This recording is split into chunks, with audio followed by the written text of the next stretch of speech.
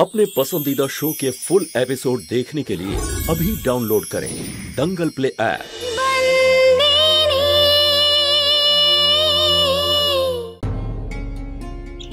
ভালো হলো সন্তু, তুমি আজ দিদাকে সামনে নিলে, না হলে জানি না কি।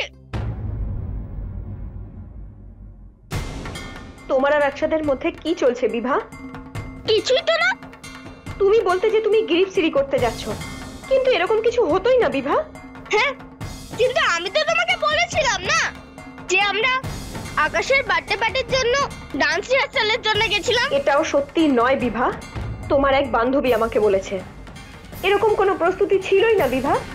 তুমি এই মিথ্যেগুলো বলে যে সত্যিটাকে লুকানোর চেষ্টা করছো না বিভা, সেই সত্যিটা আমি জেনে গেছি। কি সত্যি? তোমার সাথে অক্ষতের সম্পর্কের সত্যি।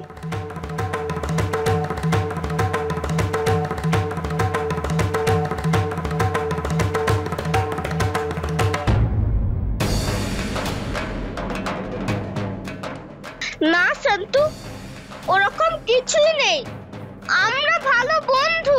বন্ধু এরকম কিছু করে না বিভা, যেটা তুমি সেদিন অক্ষতের ঘরে করেছিলে। কালকে আমি সবটা দেখেছি।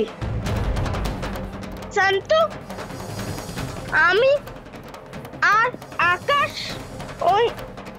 আমি যতক্ষণ না তুমি আমাকে নিজে সবটা বলছো বিভা, এই বিষয়ে আমি তোমার সাথে কোনো কথা বলবো না। এই প্রশ্নের উত্তরের আশা তোমার থেকে আমি আর করি না বিভা। আর আজকের পর আমি তোমাকে কিচ্ছু বলবো না। তোমার যা করার তুমি করো। অক্ষতের জন্য তুমি আমাকে মিথ্যে বললে, এবার আমি তোমার সাথে তখনই কথা বলবো যখন তুমি আমাকে ভয় থেকে নয়, বিশ্বাস করে সব সত্যিটা জানাবে।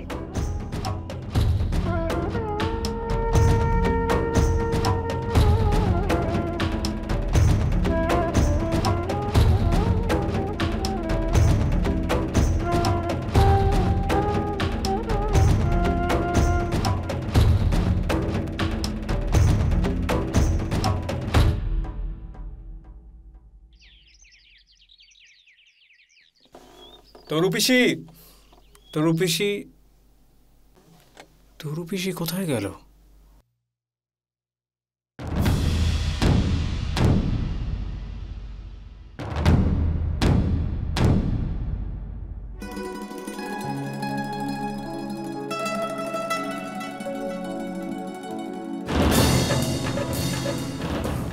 এরা দুজন কারা?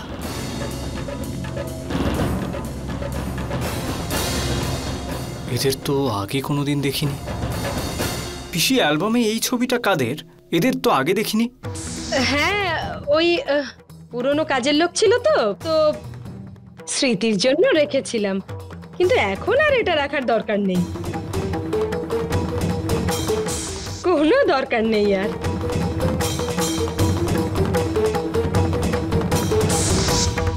বাবা, ওই কাঞ্চি বাগেলাকে নিয়ে কি ভাবলি? মাধব সোলাঙ্কির কাছে হিরে পালিশ করা শিখছে। ওকে আমি সামলে নেব পিসি, আর ওকে নিয়ে আমি চিন্তাও করছি না। তোর জল খাবার দিচ্ছি, আয়।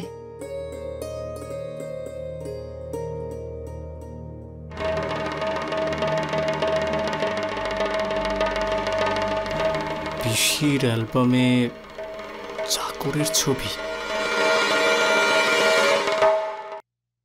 সন্তু, তুমি জানো আমাদের স্কুলে অ্যানুয়াল ফাংশন হবে, এর জন্য পুরো ক্লাস তৈরি হচ্ছে, আর আমিও তৈরি হচ্ছি।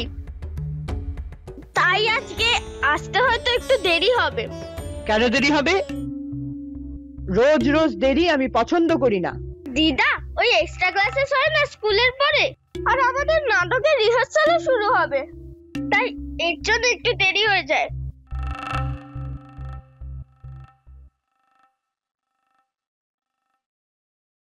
ঠিক আছে, তোমার যখন বাড়ি ফিরতে ইচ্ছে করবে তুমি ফিরো।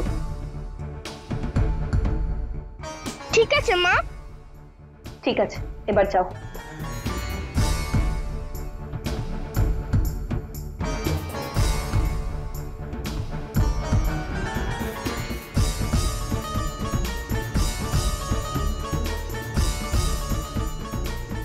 এটা কি করছিস শান্তু? এ তো আগুনের গায়ে হাত দেওয়ার মতো হয়ে যাচ্ছে। বীরবা মিথ্যে বলছে, এটা তো তুই জানিস। তুই ওকে কিছু বলছিস না কেন? মা, মানুষের স্বভাবই হলো আমরা যদি তাকে কোনো সীমার মধ্যে আটকানোর চেষ্টা করি তাহলে সে সেটা লঙ্ঘন করার চেষ্টা করে। সকলকে স্বাধীনভাবে থাকতে দেওয়া উচিত, তাহলে তারা নিজেদের সীমা নিজেরাই তৈরি করবে। তুমি জানো, যখন আমরা ছোট ছিলাম আমাদের গ্রামে মেলা হতো। দাদু আমাদের একাই যেতে দিতেন। আমাদের বলতেন যদি আমরা সন্ধ্যের মধ্যে ফিরি তাহলে ওনার ভালো লাগবে। আমরা সন্ধ্যের মধ্যে ফিরে আসতাম। আমার মনে হয় কাউকে যদি আমরা স্বাধীনভাবে থাকতে না দিই তাহলে সে সীমা অতিক্রম করে যাবে আর আমাদের কথা ভাববে না। কিন্তু মা, আমার বিভা এরকম মেয়ে নয়। কে বলে তুই অশিক্ষিত? জীবনের পাঠশালাতে যা তুই শিখেছিস বড় বড় ডিগ্রি পাওয়া লোকও জানে না। মা, আমি শুধু এটুকু জানি যে মা বাবার কর্তব্য এটাই হয় যে সে তার সন্তানদের খারাপ হওয়ার থেকে আটকাবে। তাদের কর্তব্য হলো যে সে তার সন্তানদের খারাপ আর ভালোর মধ্যে পার্থক্য শেখাবে।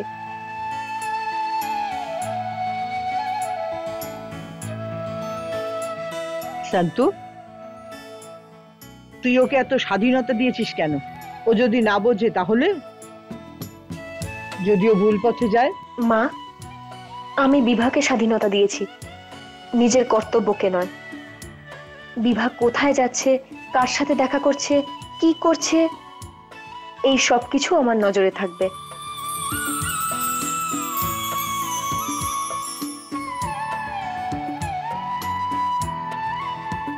আমার সুভদ্রা আজও বেঁচে আছে শান্তুর রূপে।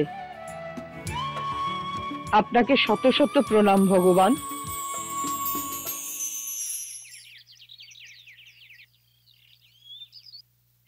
তরু পিসি ওই ছবিটা ছিঁড়ে কেন দিল?